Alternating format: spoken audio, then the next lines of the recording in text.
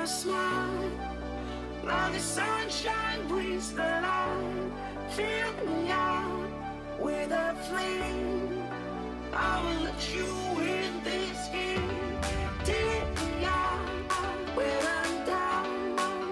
'Cause with you I'm safe and sound. I'm safe and sound. Então, isso aqui é um lounge, a gente perpatrou. Aqui a gente vai visitar, são todas as. Aqui a gente não fábrica de processamento de tabaco. Então a Daneman nasceu, foi fundada, eu estava falando com sua amiga, em 1872. Esse ano a gente está fazendo 150 anos.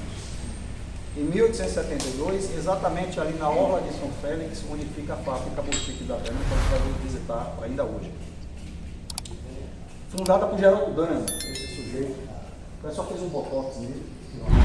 Harmonização facial. Harmonização facial, né? Ele é o que está aqui, e até hoje presente na logo dos produtos. Ele veio aos 21 anos de idade para o Brasil, Rio de Bremen, na Alemanha. Naquela época já atraído pela fama do tabaco Mata Fina. O tabaco Mata Fina já era valiosíssimo e muito procurado.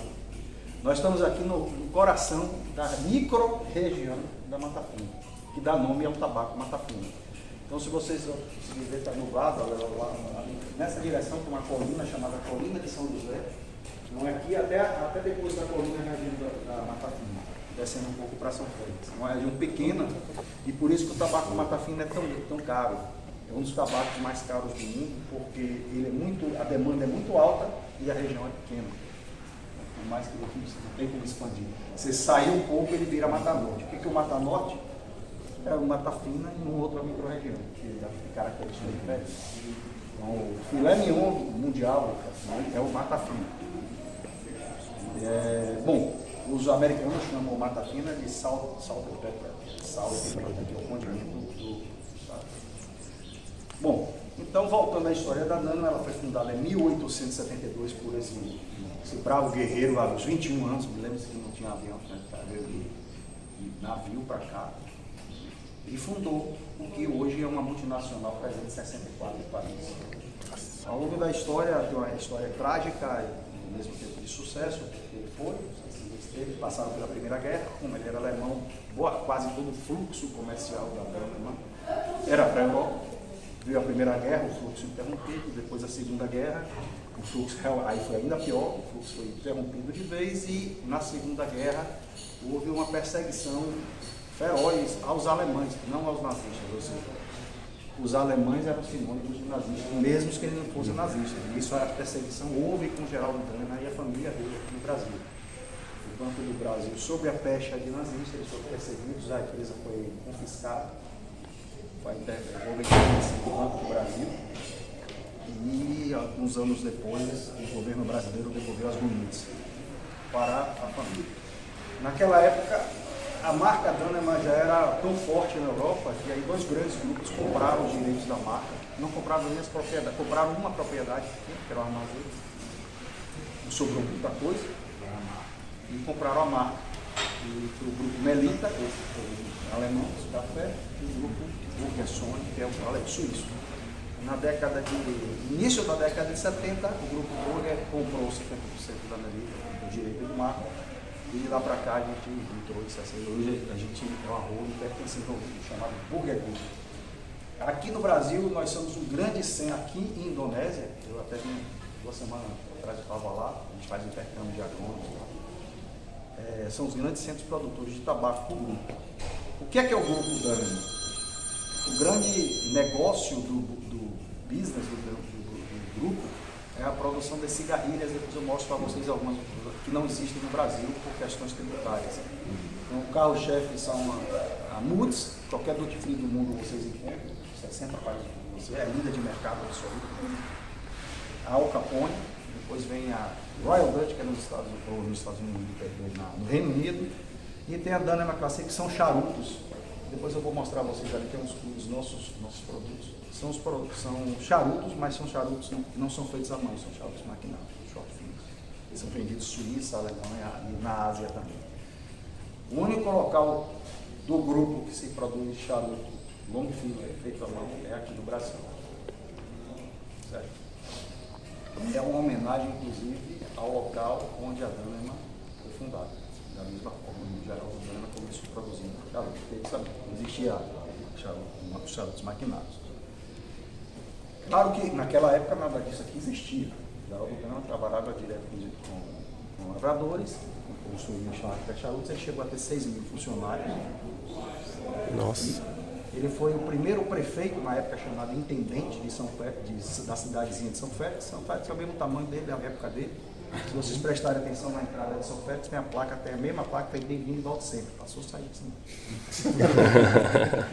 Mas o Geraldo Dana foi o primeiro prefeito nomeado pelo Dom Pedro II. Aquela ponte que vocês viram, que é a ponte do Dom Pedro II, foi um pedido do Geraldo Dana ao imperador para interligar as duas cidades.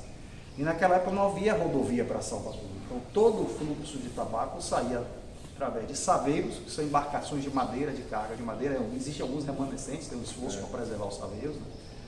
São embarcações sem motor, a vela, que percorriam esse rio Paraguaçu, onde vocês estão, aquele rio deságua na Baía de Todos os Santos, e você atravessa a Baía de Todos os Santos, chega ao porto de Salvador, e de lá o tabaco e os charutos eram exportados para a Europa, principalmente para a Alemanha. Depois veio o advento das rodovias, o fluxo marítimo foi caindo, os saveiros foram em extinção, tem até uma ONG que preserva os saveiros, que são lindos, embarcações lindíssimas. Se você tiver a sorte de ver uma, é muito lindo. O Dom Pedro fumava charuto? Inclusive, o Dom Pedro, eu tinha até, eu doei para o museu pro Renato, meu amigo. Charuto, nós doamos, a Programa doou o livro de acionistas da época, de 1800 e pouco, está lá no museu. Eu não sei se ele já expôs, porque tem muito material, ele faz uma exposição às vezes um pouco rotativa. Tinha, na época, registro de funcionários, e tinha também, eu não sei se foi junto, era uma lata, um charuto embalado em lata de zinco, que era para o Dom Pedro. Depois da guerra, o Churchill também recebia charutos em lata de zinco no Brasil. E tinha uma edição especial, essa está lá no Museu do Charuto, você está exposta com 2 andares, tipo gaveta, que eram todas as bitolas do Geraldo Dana. Está conservado acho que em formol, que até hoje está lá. Mas a história resumida do grupo Dana MS é essa. Aqui a gente produz as capas nessa fazenda. E aí eu vou antecipar uma pergunta que todos me fazem quando chegam em São Félix. Vocês vão ver que esse aqui é um mundo de produção de tabaco. E quando você chega na fábrica, você vai ver que é uma fábrica boutique, fim de charuteira. Pô, mas não bate a produção daqui. Então, o que vai para a fábrica de São Félix é somente o que a gente chama de tabaco reserva, que a gente vai conhecer nas câmaras frias. O restante todo não que seja tabaco ruim, mas essas capas vão todas para cigarrilhas. Para as cigarrilhas, as diversas famílias de cigarrilhas em 7 fábricas no mundo. Tem Honduras, Ilhas Canárias, Alemanha, Suíça, Mianmar, Indonésia. Falei tudo? Falei certo? Então, essas fábricas, esse é o grande business da empresa, mas se mantém em respeito à memória do Geraldo Dana, uma fábrica de charutos que ela dá lucro, mas não representa, ela é muito, para a Hold é muito mais um instrumento de homenagem, de marketing do que propriamente business. Então, por isso que aí você vai ver essa estrutura gigante aqui, não bate com a quantidade de produto. Ele produz aproximadamente 200 mil charutos por ano. O que não é grande coisa, se você comparar com isso. A central é só lá, a escala de milhões por empresa. Então, o que é o charuto, o tabaco reserva? É quando as condições climáticas, o tabaco, exceto capa todo ano, sai todo ano, tem a reserva de capa. As agências fazem uma seleção das melhores capas e desce para o charuto.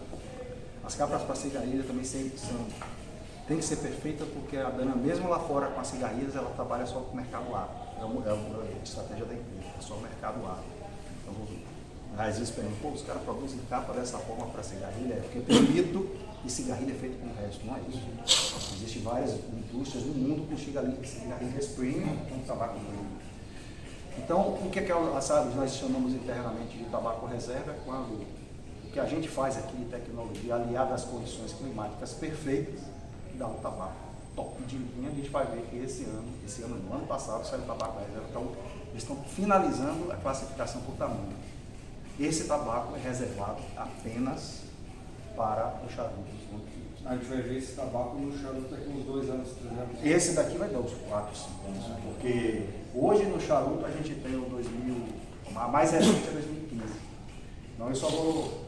E agora a gente começa a fazer os testes hoje para o sabor não alterar muito entre uma safra e altera. Todos. Inclusive, aí então esse tabaco reserva vai para câmaras frias, ele tem que ser de câmara fria, de máximo de 60 graus centígrados, para você retardar a maturação dele. Porque se você deixar em ambiente, temperatura ambiente, ele continua envelhecendo mais rapidamente. E o que é que acontece com o tabaco envelhecido?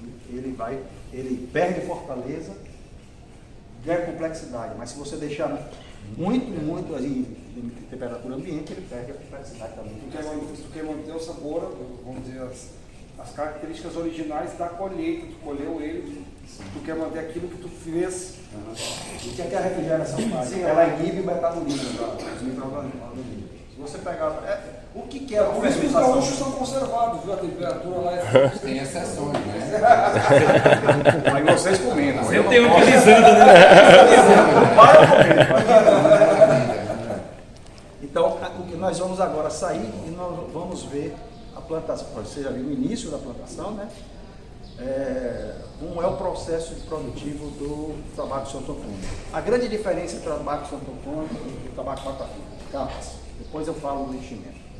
O tabaco Santo Antônio é muito mais sensível, é muito mais delicado, ele tem irrigação por gotejamento, ele é sombreado, ele exige muito mais tecnologia por trás. A capa Mata Fina é um dos tabacos mais difíceis do mundo para se fazer capa, porque ela é uma planta naturalmente rústica, com os veios mais pronunciados. Então, para vocês entenderem, terem uma ideia de número, uma plantação de capa Mata Fina dá, se você der 30% de rendimento, você está no céu. 30% de tudo que você plantou virar capa é o céu. Às vezes está fino. A capa é exceção. Oi? A capa é exceção. Totalmente é exceção.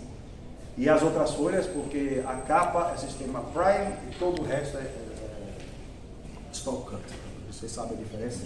Stock cut em inglês, na verdade, você corta o talo, todo é feito assim, somente capa que você colhe folha a folha. Então, no final de uma plantação de capa, as outras folhas não servem mais. Então, você tem o custo de 100%, mas você pode ter. E Geraldo, até por isso que se a gente pegar, por exemplo, o universo off-cuba de charutos, tem pouquíssimas opções de charutos que tem capa Mata Fina.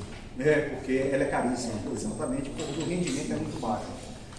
Aí existe o quê? A Mata Fina, ela não tem sobreamento, não tem irrigação, Mata Fina é um tabaco nativo daqui. O que a gente fez através de anos de experiência, de teste, espaçamento, experimentos com nutrientes e tudo mais, a gente conseguiu ter uma folha que pudesse servir para a capa. Vocês olham um charuto, sei lá, um robusto Mata Fina, ele não tem as veias pronunciadas. Para você chegar naquele estágio, muitos anos de... Sim, não é de um ano para o outro, mas não, a gente acertou aqui. Normalmente você não E é tão consegue isso. complexo também, né, Geraldo? Que o mesmo Mata Fina, aliás, a região toda, né? São diferentes, né? Cada localidade aqui do Recôncavo tem um Mata Fina específico. Exatamente. Então você tem as micro-regiões dentro da micro-região.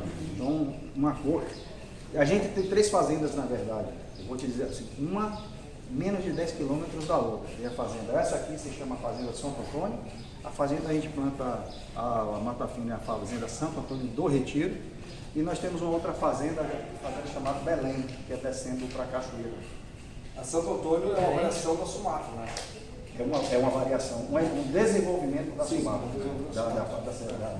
E Geraldo, qual é o rendimento da Santo Antônio, da capa Santo Antônio? 55% é a glória. Porque é delicado, Mata Fina 30, mas já é bem mais alto. Mas a gente produz aqui, para dizer números, depois de retirado 150%, a meta é entre 130 e 140 toneladas de capa. O cara olha ali, o terreno e diz assim, tudo isso aqui é capa. É só a cada 3 fileiras uma sai. E na fazenda de Belém, então a base hoje dos ânimos do mercado é da reserva 15, né? 2015. Não, mas não é só 15, então depende da vitória. Então, por exemplo, O torpedo. O torpedo, mata fina. A capa, esqueça que a capa não tem. Todo ano, ela tem que estar em perfeito estado. Mas o torpedo tem o capote ainda é 2003. Nós passamos agora para o capote 2015. A gente teve que maturar o capote 2015 mais alguns anos para chegar no sabor de 2003. E o blend é 2011 e 2015. Você não pode usar. O robusto, o todo, que é o tradicional, ainda é o 15. Não todo. Tem tabaco 2011 e tem tabaco 2006 dentro também. O robusto tem 2006 também. Eu vou mostrar para vocês aí na câmara fria as diversas safras para a gente ver. É uma delícia. É uma delícia.